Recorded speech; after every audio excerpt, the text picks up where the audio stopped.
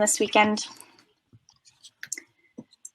All right, we're at 2:30, so I'll go ahead and get started. Hello, everyone, and welcome to Reimagining Philanthropy, Perspectives from BIPOC Nonprofit Leaders.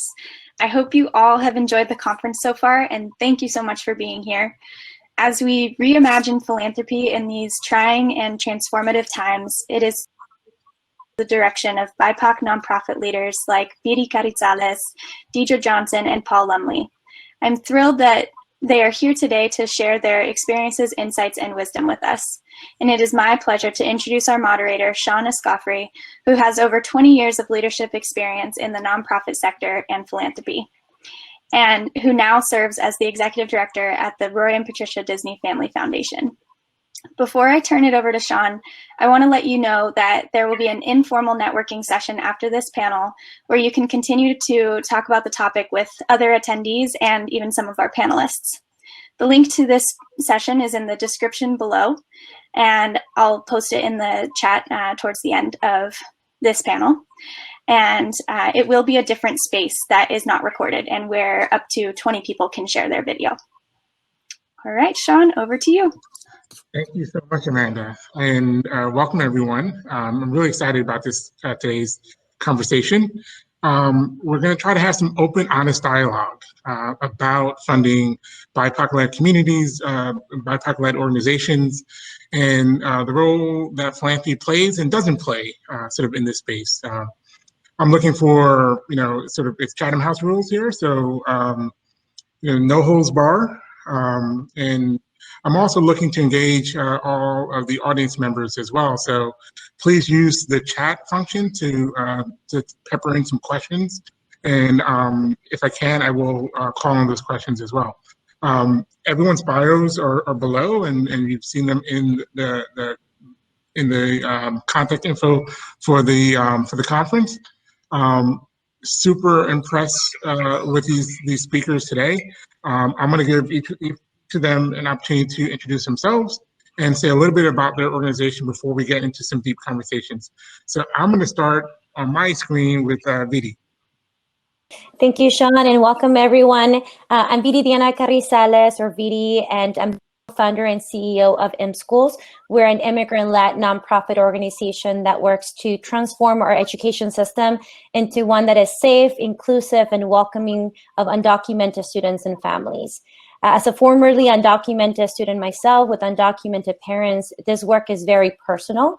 I experienced the injustices of, I would not say a broken system, a broken immigration education system, but systems that were created to fail students like myself. So we want to make sure through our own lived experiences, uplift those to create a type of schools, the type of education system that I know my parents as immigrant parents, and I know that many parents in this country have and wish for their own kids. And I also recognize that spaces like this where, as BIPOC leaders, as proximate leaders, having the opportunity to uplift our own lived experiences, spaces like this don't exist or don't happen as often. So I feel very privileged to be able to share my own lived experiences with all of you as someone who directly experienced the injustices of our immigration and education system. So thank you so much for having me here. Deidre? Hello, I'm really pleased to be here today. My name is Deidre Johnson. I'm the CEO and Executive Director for the Center for African American Health here in Denver. Also an SOM alum, although I went into shock when I saw how many years my reunion will reflect coming up. So the Center for African American Health, we've been working in Metro Denver since the late 90s. Our mission is the health and wellness of our community. I've been the leader for the past 5 years, and I'm pleased to say that we're a family resource center that's growing into a really robust one-stop. So whatever folks need, they can come to us and we can help navigate them to where they need to go, or we can help them ourselves. And I really, this past year has been truly interesting. I'm glad to be a part of this discussion today and looking forward to the conversation. Thanks. And Paul. Hello, everybody, and thank you for the invitation to be here today. My name is Paul Lumley. I'm a citizen of the Yakama Nation, and Executive Director of the Native American Youth and Family Center. The Family Center has been around for about 46 years. Started as a volunteer organization trying to get our youth graduated, which were only graduating a very low percentage. We got our 501c3 status in 1994 and purchased an old middle school campus and building in 2007 and opened up our own alternative high school in 2008. The student body is very challenging, and we started offering wraparound services for these kids so they could graduate and also have a future of college or a career beyond graduation. The services were sought after by the whole community, so we expanded our programming, and we cover a broad range of education supports, health, housing, economic development. We have 6 affordable housing projects, some very close to NEA, and it's a very exciting place to be right now. We cover the whole range of the life cycle from prenatal to elders, and we are youth-centered, family-driven, and elder-guided. Thank you. That's great. Thank you, Paul.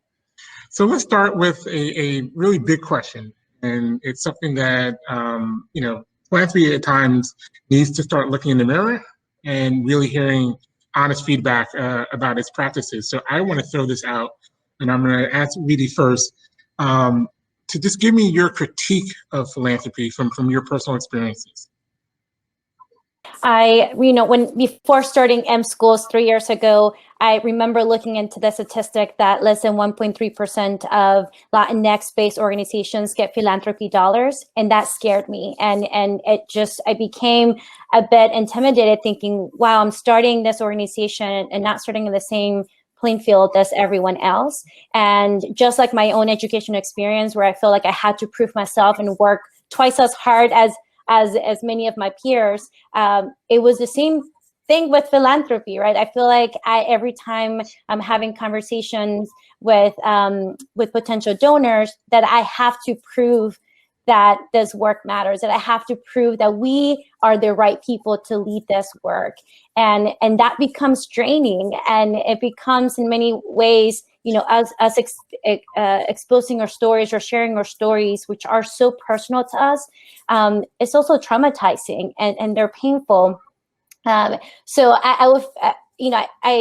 my experience in the philanthropy sector is that I don't see enough people that look like me in the philanthropy sector. I don't see enough people that look like me that are funded in a way that I feel are critical. And there's just so much work that needs to happen. But I recognize that, this has to be done all in partnership with each other. So there's tons of things that I have to learn as a BIPOC leader when it comes to philanthropy. I'm here to help and to learn. So I'm hopeful that we can get to a place where I don't feel as intimidated as a BIPOC leader to be in this space where I can truly claim and feel like I belong, which is something that I haven't felt this past 3 years since starting M Schools. It's still a place that I feel so disconnected, and I feel like I constantly have to prove myself, which shouldn't be the case. Thank you. Hey, Paul, can you answer the same question? And I know you're representing probably one of the least funded communities out there. So really like your take on sort of the critique of philanthropy. I believe you're on mute, Paul. That is the phrase of the century, isn't it? You're on mute. Well, it is true that we are funded, the Native Indian country that is, funded at a very low rate, a fraction of 1% actually. But for organizations like mine, we are dependent upon foundation funding, or we couldn't do the work. And so I do have sort of my top 10 type things that any nonprofit would probably rise to the sort of concerns about some of the processes we go through to get these foundation grants. The whole range from small and short-term grants when we really need deeper investments over time, over-the-top reporting requirements when we're not even quite sure if the funder's even reading it. And one of my biggest concerns is when we see grant opportunities with zero overhead or zero indirect rates, when we're still required to provide financial reporting, and that funding is being taken away so we can even pay for our staff to do that. One-time small grants that ask us to change the world. If you really want us to change the world, we need deeper investments over a longer period of time. And one of my concerns is the requirement for executive directors to attend 2-day conferences when we're really not the ones that should be there. It should be our staff who are doing the work. The rarity of capacity building grants is a big one. And I would say finally that,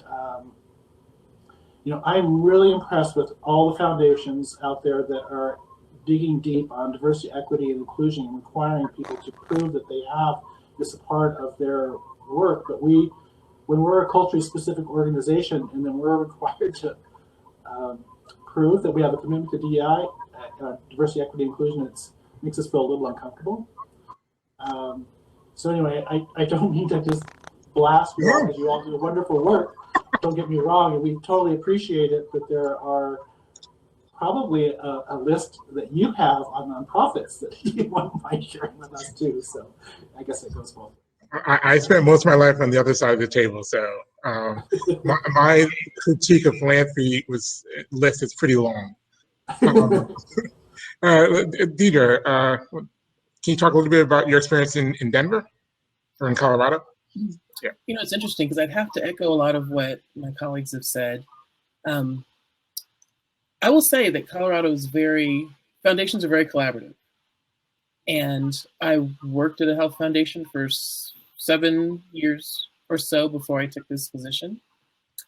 And what that did was kind of show me kind of the other side of the fence and the reality of how relationships work. And I must say, I've been able to triple our budget in 5 years. Had I not been a former colleague of folks, I wouldn't have pulled that off. I'm very well aware of that. But I think it made me a little bolder in some ways. It's allowed me to open the door to others because I'm very, you need to call so-and-so because they might be working on this. And so we've got to do something about that power dynamic because I only take that approach because I used to be a part of that group. And, but still, even running a nonprofit as a leader of color, face all those typical, being underfunded, having to prove things ad nauseum, where I know other groups might not have to. My current pet peeve, and I realize there's an urge to support DEI, but I've run out of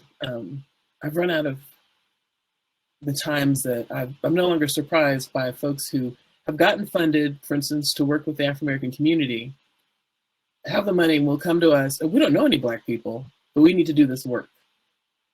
And just having someone write that in a grant should not be sufficient. Have them prove it. Have me at the meeting. Have somebody at the meeting, because it actually makes things more difficult. And if there was an issue where you truly realize you're being treated as a box and not seen as the vibrant community you are, that's really one of them. And it's constantly happening. Oh, now you're on mute. Okay, so I actually refuse to fund the work for some of those same reasons. Rather than funding an organization that is not diverse to try to get diverse, but try to address their challenges, I will just find the organization that has diversity, equity, and inclusion at their core, right? It's part of their DNA. It's one of the things I think in philanthropy, we're a little bit lazy.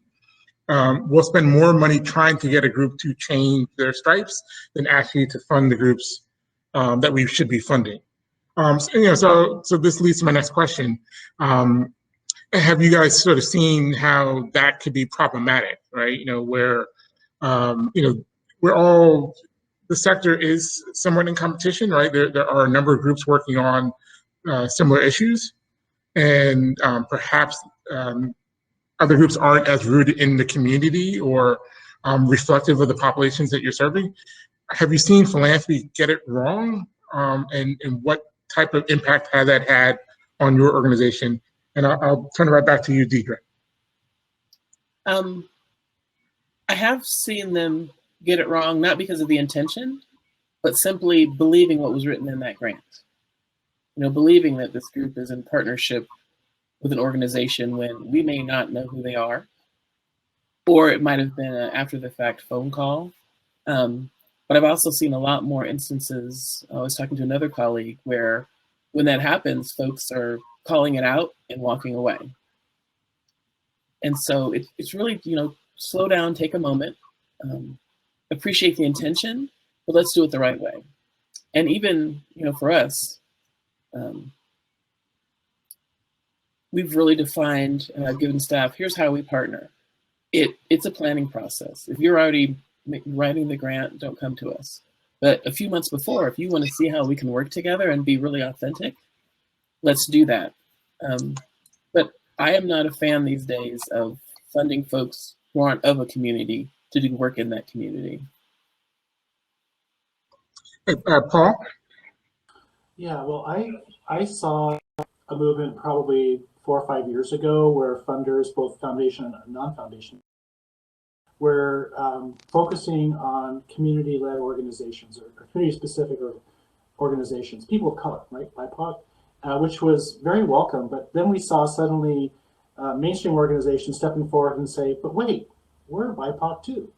And they started funding them, and we shook our head and said, how could they qualify? That doesn't make any sense. But they, after calling that out, the funders sort of self-corrected. And what I've seen lately is these organizations now are reaching out more to communities of color to participate in organizations, which is a nice effect. But I'd say early on when this started, it was a little head scratching about how some people got funded as in the BIPOC category. Vidi, do you have any experiences? Yeah, Sean, one of the things that I believe is that in order for sustainable change to happen in our communities, in this country, in this world, we need to look at the root causes of these injustices that we're trying to tackle. I know that many of the oppressive systems that we're working to dismantle are rooted in anti-Blackness, racism. So if our solutions does not include race at the center of it, then we're never going to get anything done. And it doesn't mean just race in terms of a conversation. I know with, the racial reckoning that we're in right now, realizing, that this is something that did not just started last year and did not just started, or it's like the it thing. As long as you mention DEI, we're good to go. This has to be a very intentional and explicit commitment from the philanthropy sector that this is going to require long term. And in order for us to really dismantle and the systems of oppression, you need to invest in BIPOC leaders. You need to invest in people that are from those communities that are living those injustices that they're working to solve. Otherwise, it's going to be a Band-Aid, right? Otherwise, we're going to be adding to this white savior complex of people who are coming into our communities and actually causing more harm and distrust than anything. There's so many of us, so many BIPOC leaders who are working and have been working in our communities for many, many years, doing this work, doing real racial justice work. This is not something that just happened for us last year. We're here, and I honestly believe that in many ways the philanthropy sector doesn't want to see us, and they're not, are not seeing us and are not investing in us. We are here, and we have always been here. And the only way that we can achieve sustainable change is by uplifting the power and the brilliance of the Black, Indigenous, and people of color who have been leading this work for a long time. I have an example I can share, which I must admit, had I known, there's an organization I made a grant to way back when. Fast forward, I'm talking to them about, how they can serve more African-American families. And one of the reasons they give made sense because there weren't enough providers that are Black in that community. The second reason was, once we meet with them once, they don't respond or they don't let us in their house, so we know they must be involved in the child welfare system. I was like, wow, so if I don't know you, you're not coming into Deidre Johnson's house. Why are you not trying to have a relationship with this family? Why do you immediately demonize them and assume that something's gone wrong? And it astonished me that in certain segments and certain agencies, that's the approach. versus how can we meet this family where they're at.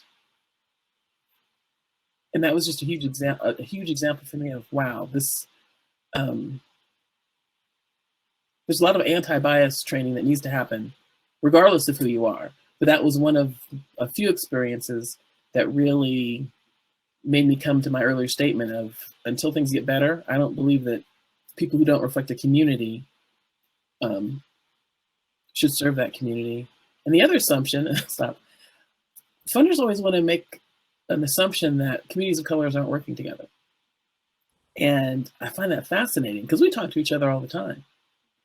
So much so that a few years ago, I was in a grant review committee and someone made a wildly inaccurate statement about our Latino brothers on the Western Slope. And I was able to say, that's actually not true. This, and this is happening. But had I not been in the room, that completely inaccurate assumption would have prevented money from flowing just because there was no one there to represent. So I have another question, right? Given what happened in 2020, now the sort of the woke spectrum sort of growing for philanthropy and for the corporate sector, for everyone else, coming out with statements and sort of making new commitments to communities of color. Are you excited or worried about this prospect of more people talking about racial justice work or trying to adopt social justice language? And well, I actually think it's kind of exciting. I know there's a little worry here that we've just gone through a period of one crisis after another in this country, and it's been a really welcome approach by foundations to step forward and help us in ways that we hadn't seen before. And a lot of it comes from what happened with the Black Lives Matter movement and the sort of awakening that we need to help these BIPOC-led organizations, which is very welcome. But when things calm down, which I expect is going to happen, we have a new administration. I think the pandemic is going to probably wind down some of that crisis. So let's make sure that this work continues and doesn't just fall off a cliff. While we've been lifted up, we could also fall dramatically too off this funding cliff if that happens. And so I want to thank you all for all your foundations and all the people that support them, for all the hard work you did in reaching out to us. But yeah, there is a little bit of a worry here. Yeah, a little bit of worry. I know that there's many in the philanthropy sector that have been engaging in this work prior to 2020, and this has been, a big priority for them. And I only hope that what is happening, it has been happening in our country, continues to center that priority of focusing on racial justice in our country. And I know for many others in the philanthropy sector, this past year gave us an opportunity to really see that we cannot move our work forward. We cannot invest and sort of hope for change to happen unless we prioritize what is happening and what has happened and what has been real for many communities of color. So I'm hopeful that this will go beyond a check the box thing. I'm hopeful that this is an opportunity for us to make some changes that will be long-term changes. And I'm also thinking in terms of the pandemic, right? When the pandemic happened, many of our current funders said, that restricted funding that we had, never mind, it's unrestricted, use it however, you want it. And that was critical for us this past year. And I hope that, all the things that we've learned, what we're learning right now, we've learned last year, I hope that only leads us to long-term changes. Maybe we were operating in a way that was, just not being responsive to the current needs of BIPOC leaders, of those that are leading this work. So I do have hope that this is really a moment for us to learn and to move forward together, and that this is not just one thing of, remember back in 2020, but that this is really change from our practices, our systems, like everything of how these foundations work. I hope that this is a moment for us to look at things differently. That's great, and that'll just lead to next question, Deidre. What from the pandemic, philanthropy's response to the pandemic, that you hope they will keep? You know, is it more Gen Op support? Is it less reporting requirements? Things of that nature. Oh, definitely. Kind of what was just mentioned, the more Gen Op support, fewer reporting requirements, the ability to be more nimble and more responsive if a need comes up. And the fact that we're able to do it now, I know even locally, a couple went above and beyond what they needed to do. Looking at how to do that moving forward. But I also, there are two categories. There's kind of the performative category where you saw someone, give out $215,000, which, don't get me wrong, that's helpful, but that's not going to solve anything. And, we also know that's probably a snack budget for a foundation. But there are a lot of them that are really going deep, working with their staff, thinking about how they too can, some are looking in the mirror, and I find that helpful. Because also when they look in that mirror, they'll also see a need, as mentioned earlier, to have more diverse program staff. Paul? Well, I hope this opened up the eyes of foundations, those who may have been apprehensive about funding Indian country. We deal with the misperception that Indian country is fully funded by the federal government. We have all these casinos, we don't need money. And then after that, there's this pejorative stereotype that we've somehow squandered our opportunities and therefore are not deserving. And I'm hopeful that you dipped into a little bit more of Indian country and sort of opened your eyes a little bit and realized that this is not a helpful relationship. It feels better now than it has in the last couple of years. I will say there's a couple of foundations out there that are doing phenomenal work about making deep investments that go beyond the crisis that we're now with the Black Lives Matter movement, with the pandemic. The Group Health Foundation in Seattle is doing a great job for the state of Washington, serving underprivileged communities deeply over time. This is unheard of. And Myra Memorial Trust in Oregon, they made deep commitments to BIPOC-led communities in a way that will transcend time. And so I applaud these organizations. I also applaud the First Nations Development Institute is located in Denver for all the great research they did. They've got some wonderful reports out there that if you want to learn more about it, you can go to, I think they have it's a 2018 report about how foundations who are serving Indian country can do a better job, how foundations who are not serving Indian country can start doing that work, and also recommendations for nonprofits to do a better job too. It's a really interesting report. And I also serve on the Native American Agriculture Fund as a trustee, so I'm also a funder, and so I kind of see it from both ways. They do great work too, by the way. It's the largest trust fund for Indian country right now, and so it's a great place to be. So anyway, there's some great organizations out there doing great work, and learn from them. And we'll make sure that a link to that report is posted somewhere in the chat. So I'm speaking to someone either there, and I'm sure they'll respond. But thank you for that. I still want to dive a little bit deeper into more of the critiques, right? This is an opportunity to get everything off your chest, right? We've heard some of the baseline things about, of course, philanthropy not being as diverse or not as reflective of the communities that they're serving.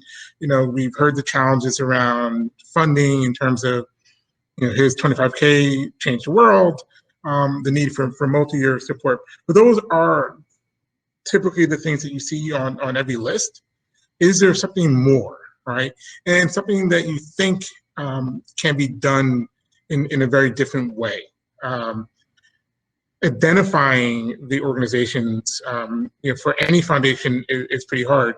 Deidre, you talked about sort of being a funder and having connections already with funders. When you're starting a new nonprofit, or when you're sort of don't have those deep ties, there's definitely that challenge of how to be seen and heard and respected for what you do. So I really want to get into more of the weeds about how the field of philanthropy can be more responsive and build better trust with BIPOC-led organizations. I'm going to turn it to Vidi first.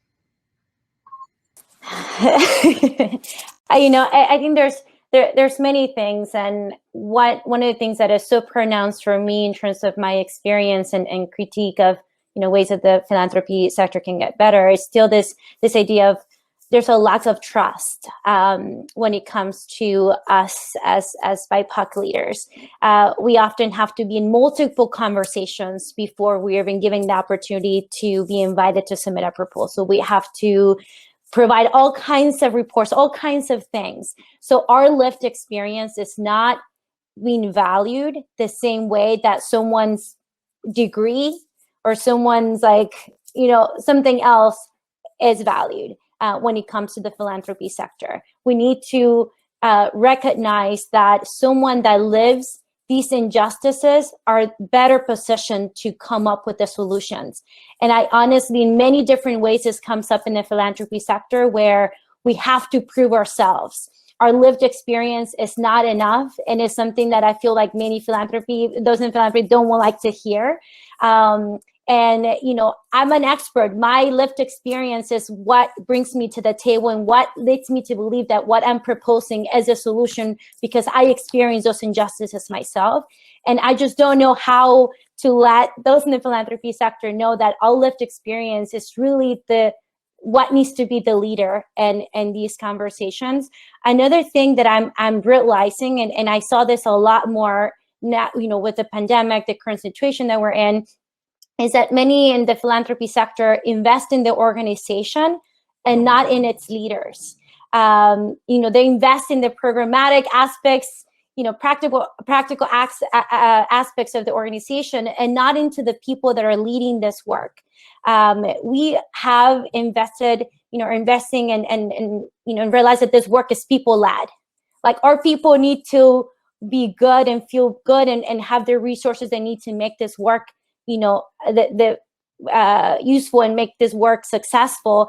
And many of the philanthropy and funds that are out there are limited in terms of coaching support, professional support for leaders like us, especially when it comes to BIPOC leaders. So there needs to be, I feel like, another focus on on providing that support for us. We're still figuring this out, and often, again, we're left out there for us to figure it out on our own, and then just come back to me when you figure it out, and when you have all of these, all of these outcomes and numbers and things, then we might be able to fund you. So, if we can focus on the leaders of the organizations, if we can focus on their well-being.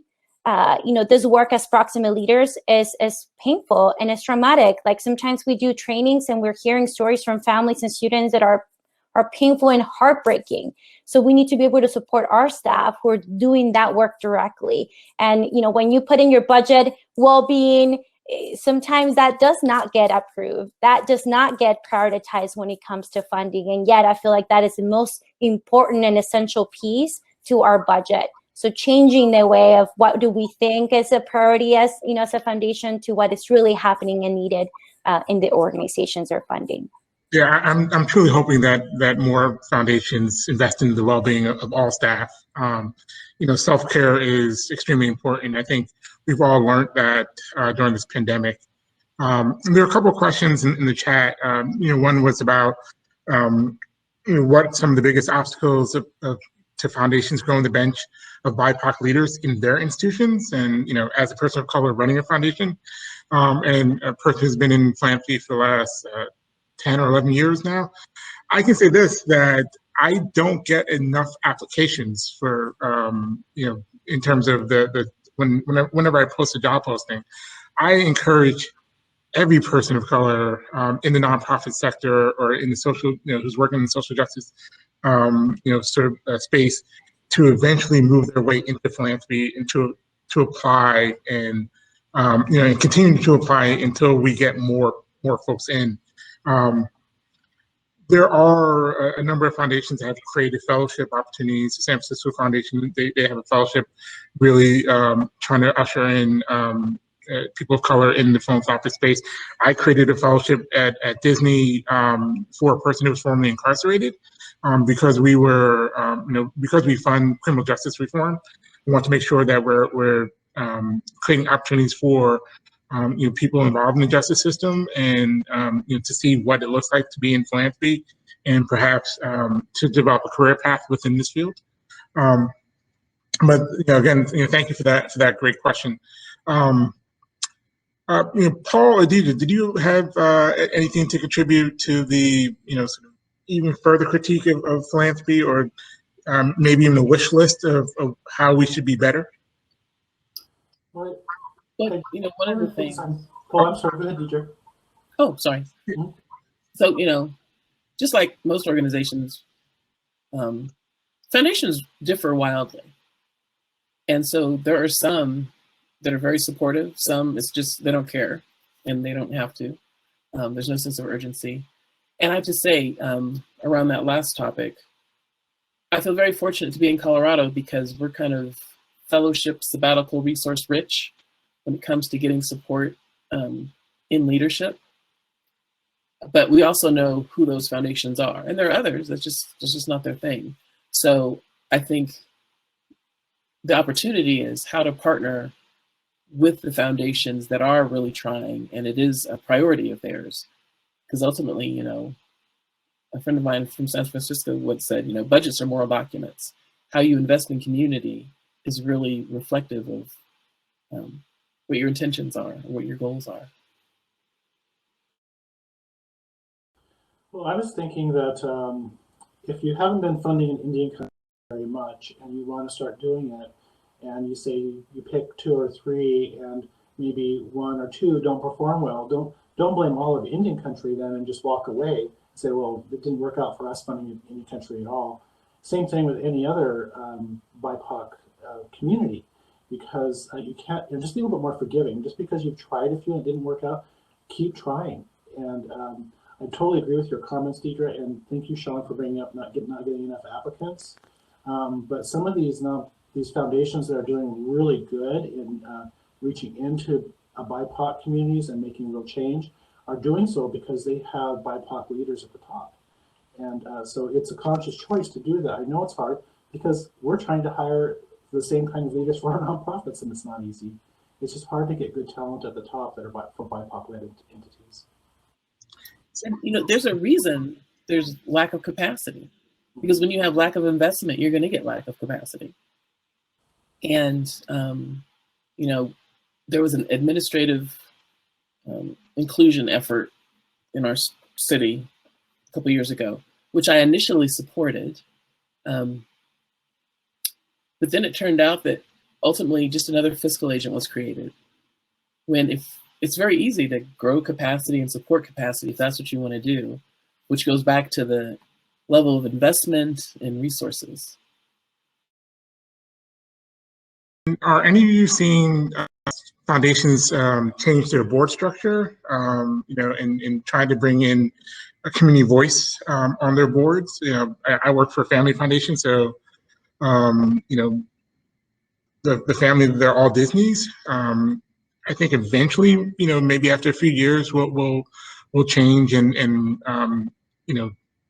as we build trust within the communities that we're serving, perhaps then we can actually bring on folks from the community. But are you seeing that as a trend in your communities, or have you been asked to serve on committees, or actually on a foundation board? Yeah, I get asked a lot, and I have a hard time saying no. I'm on 6 boards. But as soon as people see a BIPOC leader, other organizations sort of pounce on you. Come be on our board because we need more people of color. And so you just have to really be careful and balance it because I'm struggling right now with trying to run my organization and serving on all these boards. It feels really good that I'm making impact, but it is hard. It is very hard. And I've seen really good BIPOC leaders get burned out easily from just extending themselves too much. But it's a good thing to be asked. Yeah, we'll say from my experience, I've been asked to be in the board of BIPOC-led organizations, but not of any foundation.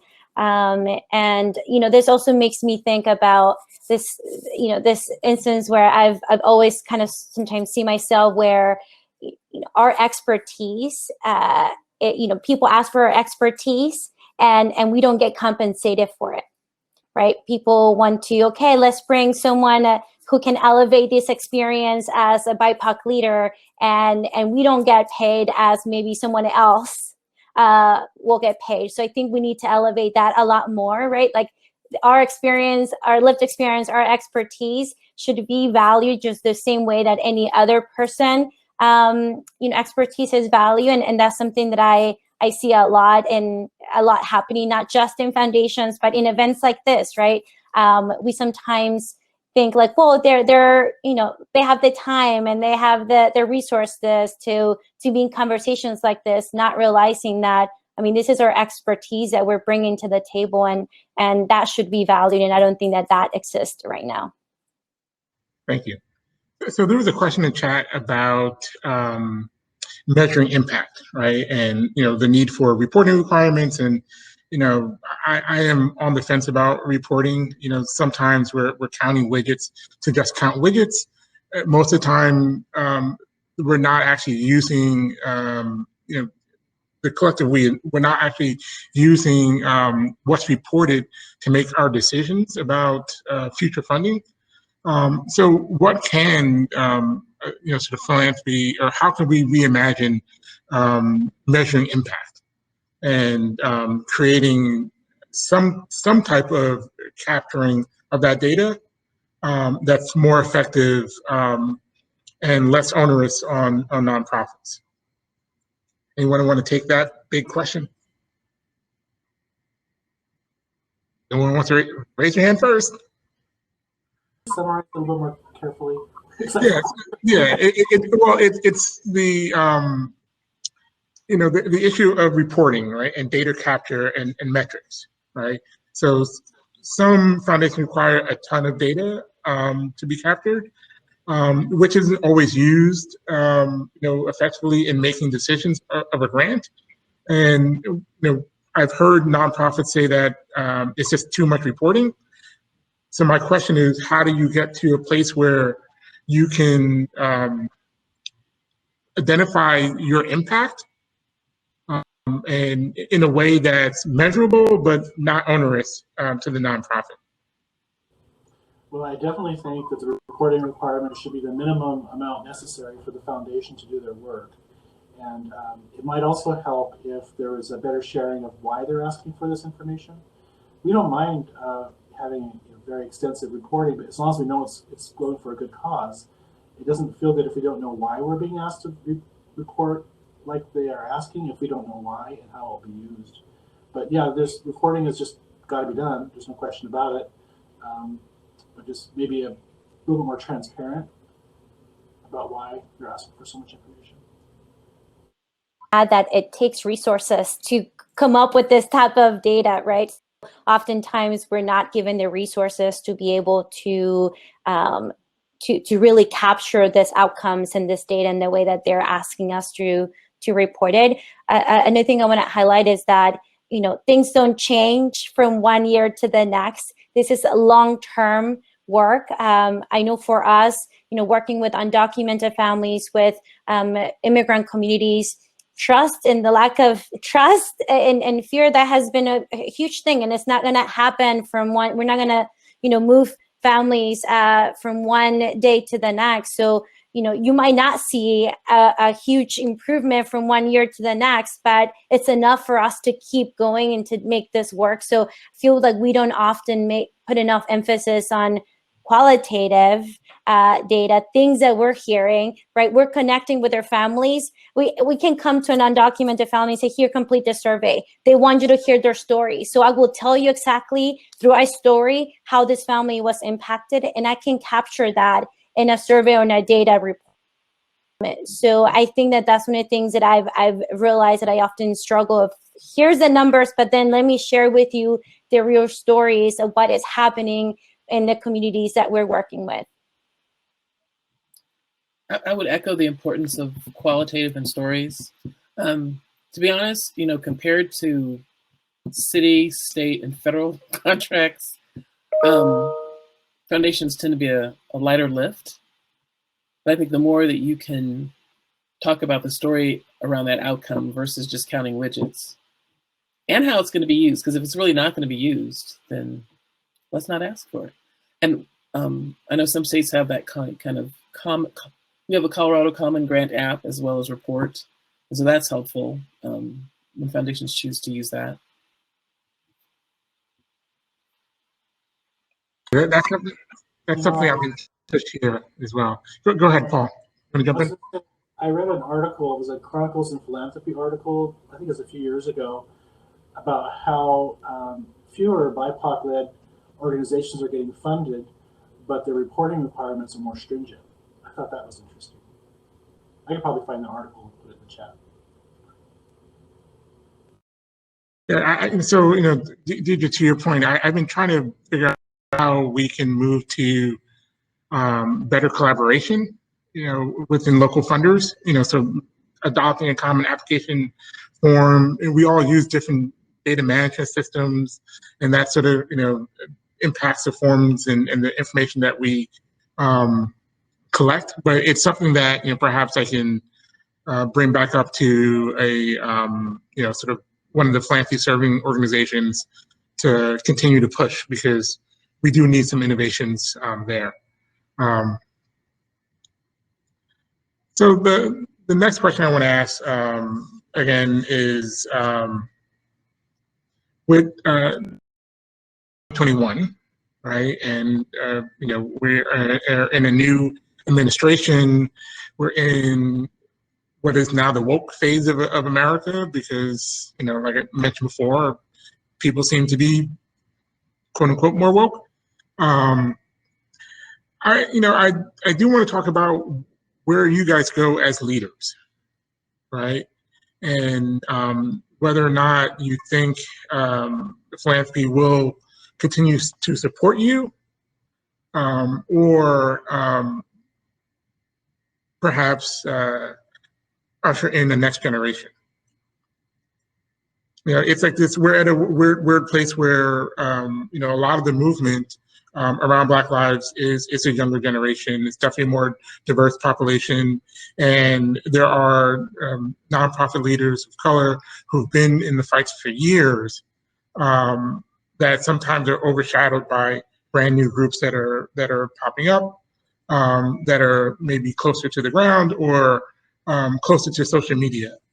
Are there any worries there, and how can philanthropy use you guys to you know, sustain what you guys are doing and continue to build momentum?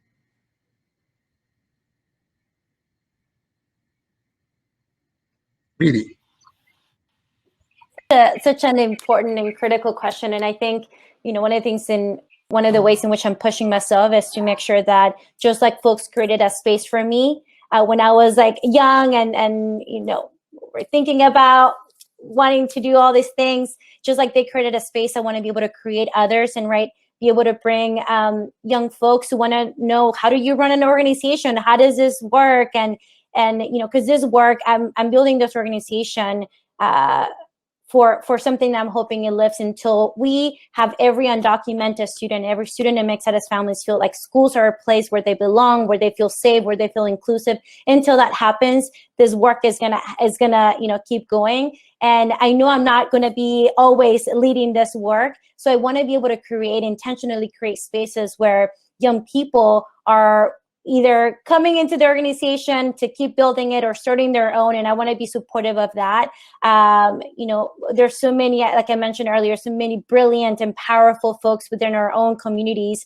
We just don't have enough spaces or create enough spaces for them to bring that brilliance forward, and I want to be able to do that in my work. I mean, again, with philanthropy, I feel like we have such a missed opportunity in investing in leaders right now, and also those that are coming forward, even creating opportunities for current organizations to be able to mentor and coach others that might be leading this work in the future. So yeah, I'm all about, you know, building in the next generation, helping the next generation, because, you know, we're standing on the shoulders of giants with our ancestors. So we have to keep this work going.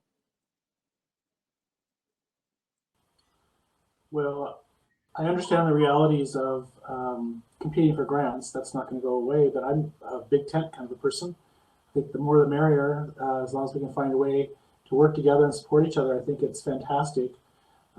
There's an organization in Portland called the Coalition of Communities of Color, and they've done a fantastic job of collaborating together and forcing some of these government agencies to let us run our programs and not have other people sort of force themselves on us. We can do it better for our own communities. We fought that battle together, and now we have a pretty good relationship with the local municipalities about how they roll out their social services programs. So I think if we're always going to be better off if we support each other and collaborate together. There's no question about it. Deidre?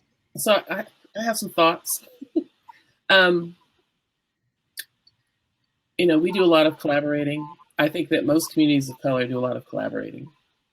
But I'm also struck by the fact that, you know, why should there only be one Black group doing this, or one Latino group doing this, or one Indian group doing this? No one says, oh, we should only have one white clinic. And so my mission, and we did really well this past year, and there are a couple of things we worked on with the census and Get Out the Votes, where we were able to share dollars with other groups.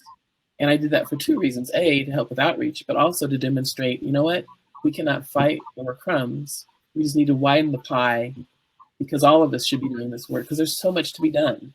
And so while we're very collaborative, and that's an important value of mine, I also think the flip side of requiring we collaborate, as if there should be so few of us doing this work, is ridiculous. Thank you for that. That's it's something that I don't think philanthropy thinks about enough, right? You know, how do you support the broader field? And when the field of philanthropy isn't as diverse and as reflective of the organizations that they're supporting or the communities that they're supporting, you know, we have the savior complex, and we identify the one leader and the one group, and you know, we want to sort of publicize that one group as opposed to helping to build the ecosystem. So you know, let me I guess you know, turn the table here. If you were the philanthropist, what are the things that you would be doing differently to support your movements and your organizations? Building capacity. You know, Well, and I want you to unpack that, because you know, okay. it becomes a buzzword. Everyone says, "Oh, build capacity," then it's like, "Oh, just multi-year funding." But a little bit more detail. Yeah. Organizational capacity. So I was really pleased to take over from a founder who had been running an organization for almost 20 years. Huge community following, which is wonderful because we'd worked with a lot of churches in the past. But really, I spent the first 2 years on infrastructure, just because that's one of my passions. So, you know, putting financial systems in place. There was no technology budget. Now we're kind of state of the art. Part of it is because it's something I like to do, but I also knew I was building something that foundations would recognize as, oh, they've got the infrastructure. Because I was in so many conversations where we'd love to fund this community or that community, but they don't have the infrastructure. And the reason communities don't have the infrastructure is they don't have the investment. You know, if we had, you know, an effort, it's almost like when you think about an entrepreneur incubator. What are those things you need, whether it's marketing, communications, leadership development, to take it to that next level? There would be many more organizations of color thriving. But we spend so much time trying to fight to keep the lights on and doing so much other work just to survive. You don't have time.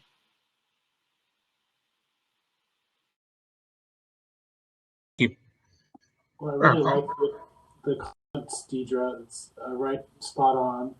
A lot of organizations do need that capacity building, and it's to lift up the organization and stabilize it. We go up and down constantly with how much funding we have and what's going on with the programs, and a board that wants us to grow in a way that we're not prepared to do. So it is a challenge. I'd also say, you know, if you have the capacity as a foundation to have deeper investments over a longer period of time, I think you'll achieve results that you wouldn't expect, and probably be more meaningful in terms of community change or changes to the physical environment. So I would encourage you to go in that direction as well. And then just one last thing I would add, if I were on this other side of the spectrum, I will say, I will be the one looking for those organizations that I want to fund instead of having them come to me. Often it feels like organizations have to be out there, like I'm trying to catch the attention of funders when funders should be the ones, right, looking. They're lucky to be funding us. They're lucky to be doing this work alongside us. They're honored and it's a privilege. And I would look at it that way. Who are these organizations on the ground that I need to be part of instead of waiting for them to come to you? Because oftentimes through gatekeepers, through the systems that have been in place, it's so hard for especially BIPOC-led organizations to rise to the top so that you can see them. So if you're not looking for them, right, if you're not intentionally trying to, we're not going to rise up because there's all of these things that are happening that is preventing us from being there. So I will be intentionally looking for those organizations. And as Deidre mentioned, like we know each other. So if you're funding one, we will recommend you 20 others. If I don't ever want to hear this idea of like, I just don't know enough BIPOC, like where are they? Like are they even? Trust me, I know so many people. So if you're a funder right now, if you're interested in funding immigrant-led organizations, please come to me. I'm happy to recommend you to so many people who are leading this work in their community. So that will be the way of that I would approach this if I were in that, in the philanthropy sector. Thank you. Don, I'd like to say that we just got funded by the Day One Families Fund. It's the Jeff Bezos money to reduce homelessness of families, and they're giving out funding in 5-year chunks of time, deep investments, and this is their 3rd year of doing it. The first 2 years were all mainstream organizations and churches, but this last year they funded a lot of BIPOC-led organizations and a lot of tribal entities, and so they seem to really have figured it out that if we're going to really affect the homeless families who are primarily BIPOC communities, then we need to fund those organizations that can do that work, and we need to do it over a longer period of time. Thank you. Those are all great answers, and I would love to have you guys on this side of the table, but I know you're doing work, your respective organizations. I want to, we have just a couple more minutes left, and I want to just open it up to see if you guys had any questions that you want to ask each other or myself. Deidre, I'll start with, I'm just going to do a round robin. Deidre? Oh, and you can pass if you don't. You can just say pass. I was excited to meet you both, and I'd love to stay in touch. And it's interesting because you mentioned about folks having certain misconceptions about Indian country. Just talk to people and get to know. We've got the Ute, Mountain Ute, and the Southern Ute, and the reason I know that is because I went to meet them and spent some time, and so now I've got contacts there. And that it's not that hard. Just start talking, take somebody to coffee, ask what they need.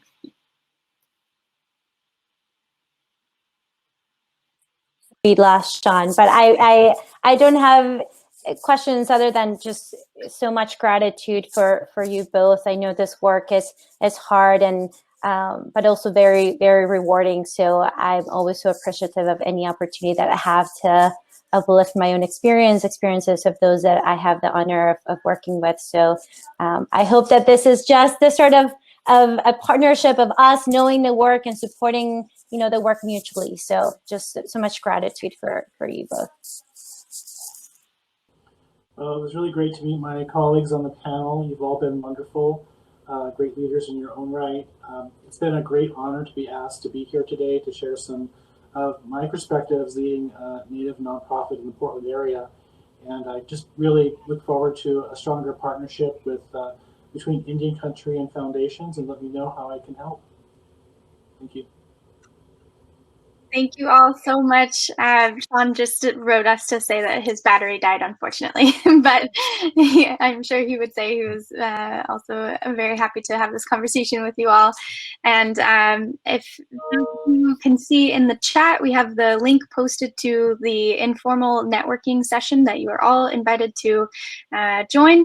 And I hope you all enjoy the rest of the conference. Thank you, Deidre. Thank you, Vidi. Thank you, Paul, so much. Thank you. Hey, Sean.